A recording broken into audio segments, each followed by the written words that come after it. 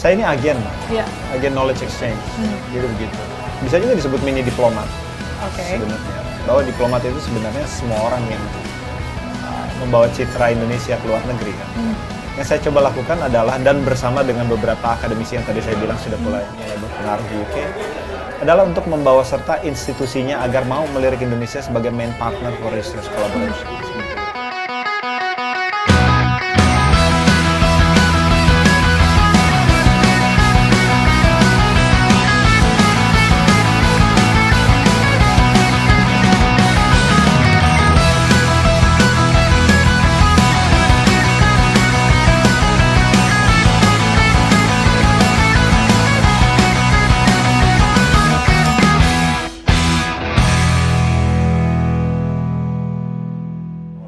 Lalu sejauh ini respon dari Indonesia seperti apa dengan mengingat Indonesia masih mungkin belum melirik ke riset sebenarnya?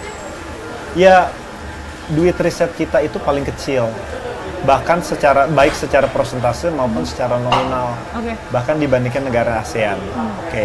Jadi kita membandingkannya agak sedikit jinak gitu. Kalau punya duit banyak kan beda sebenarnya gitu ya.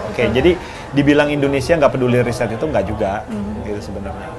Yang berbeda yang sekarang kita sudah mulai lihat buahnya, itu ada tercipta beberapa konsorsium yang sifatnya bukan hanya konsorsium-konsorsium yang sudah ada, tapi mulai bisa menarik buy-in dari pemerintah asal konsorsium tersebut. Contohnya, jadi kita bersama dengan beberapa akademisi di UK itu membuat konsorsium universitas UKICIS kalau dilafalkan. Jadi itu beberapa universitas di UK, beberapa universitas di Indonesia yang coba merekatkan riset dan dalam hal itu merekatkan bilateral relationship antara UK dengan Indonesia. Itu mulai mendapatkan respon, funding, mendapatkan exposure. Ketika kita meeting Minister for Asia dari UK hadir di situ, Ministry of Education dari Indonesian counterpart semuanya hadir di situ. Jadi itu adalah testament bahwa dari riset bilateral relationship itu bisa dikuatkan. Yang kita mau champion adalah itu, sains diplomasi. Sains diplomasi yang sedang digalakkan sekarang oleh teman-teman diaspora yang ada di UK. Pertanyaannya mungkin, apakah seorang Bagus Mulyadi ingin kembali ke Indonesia? Oh dong. Ya. Ini lagi ngapain? Walaupun sekarang kita tahu memang sedang berjuang untuk Indonesia, bisa dibilang seperti itu, karena diplomat tadi. Agen diplomat bisa dibilang. Tapi kendalanya kalau saya perhatikan, jika kita bandingkan dengan kondisi saat ini, kalau kita melihat basic pendidikan, mungkin akan susah jika ke Indonesia sebagai dosen. Ada beberapa hal yang belum cocok dengan portfolio riset saya. Di Indonesia ini masih ada penekanan akan linearitas sebagai prasyarat seorang dosen supaya karirnya bisa maju. Karena linearitas itu parameter yang penting gitu kan, bahwa expertise itu harus sesuai dengan disiplin di mana dia mulai. Karir akademik saya itu dimulai dengan disiplin yang sangat berbeda. S1 saya di teknik mesin, S2, S3 saya di fisika. Karir riset pertama saya di matematik. Karir riset kedua saya sebagai postdoc di ilmu bumi. Saya sekarang dosen di teknik kimia. Jadi portfolio yang demikian beragam, interdisipliner namanya, itu belum bisa mendapatkan traksi di Indonesia. Jadi itu yang membuat saya masih belum memungkinkan sekarang untuk berkarir di Indonesia. Tapi kita tidak bisa, maksudnya kita menunggu. Setiap perubahan pasti akan ada ya Mas Bagus ya. Dan kita menunggu Indonesia supaya bisa, maksudnya dalam artian adalah lebih maju dari segi pendidikan, lalu juga semakin mengembangkan lah hal-hal yang dimiliki atau potensi-potensi yang kita miliki. Jadi pulang secara fisik itu bukan berarti investasi yang paling menguntungkan Indonesia, belum tentu juga. Gitu ya. Saya kepingin pulang, orang tua saya masih di Indonesia. Yang bisa disumbangkan secara fisik maupun secara non fisik itu nggak relevan di zaman sekarang. Maksudnya begini loh, kita tinggal di Fourth Industrial Revolution. Semua hal kita bisa lakukan offline atau online seperti itu kan.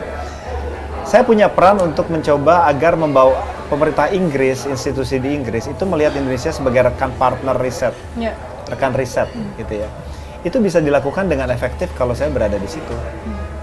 Gitu loh. Kalau saya berada di Indonesia, saya akan terbelenggu dengan iklim di Indonesia. Jalur saya, kaki saya akan kasarnya itu kurang pijakan di luar negeri. Nah, itulah yang coba kita jembatani. Cina itu menggunakan cara seperti itu. Negara-negara yang lain gitu loh. Mereka pasang sebuah institut. Di Cina itu ada Confucius Institute. Mungkin di Inggris ada British Council, Alliance Française, Goethe Institute di Jerman. Mereka pasang akademik di situ. Gitu kan. Kenapa? Sebagai sebuah anchor di situ. Supaya dari dialah lahir preferensi untuk melakukan research collaboration dengan negara di mana institusi tersebut berasal. Gitu. Dan itu membuahkan hasil, minimal meningkatkan soft power negara tersebut. Gitu lah. Indonesia itu belum punya hal seperti itu. Gitu. Inilah yang harus dilakukan, perubahan yang harus dilakukan dari approach diplomasi kita. Baik, Mas Bagus, obrolan yang luar biasa dan ternyata waktu juga sebenarnya yang memisahkan kita. Terakhir mungkin dari saya yang masih mengganjal, rasa penasaran saya adalah apa mimpi yang ingin diwujudkan oleh Bagus Mulyadi? Indonesia itu the biggest invisible country in the world. Jadi saya tanya mahasiswa saya dari mana asalnya? Dia akan sebut 7 negara sebelum sampai ke Indonesia tuh, padahal ada nama saya di situ. Gitu kan, udah Kamboja, Filipina segala macam. Tapi udah saatnya Indonesia itu akan berubah jadi negara yang bercitrakan tari-tarian saja atau tempe atau segala macam. Menjadi negara penghasil riset yang bisa menjadi jawaban dari tentang masalah dunia seperti climate change, mitigation of natural disasters, pandemic, future food, conflict resolution segala macam. Jadi saya ingin agar di Indonesia itu bisa ada kultivasi riset-riset terbaik geothermal panas bumi yang adanya banyak sekali di bawah kaki kita. Ada makanan masa depan yang berkaca kepada local wisdom. Nah, hal-hal seperti itulah yang menjadi PR yang saya harapkan bisa mulai dilirik oleh pembuat kebijakan dari segala strata untuk menjadi prioritas.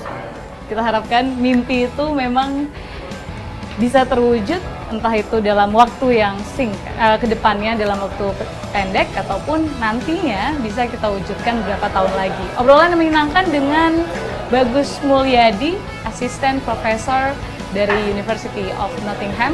Semoga obrolan ini bisa memberikan perspektif baru untuk Anda Sobat Antara. Dan sekali lagi saya mengucapkan terima kasih untuk The Royal Kitchen Indian Restaurant and Bar yang sudah menjadi venue untuk obrolan menarik kali ini. Sampai jumpa di episode selanjutnya.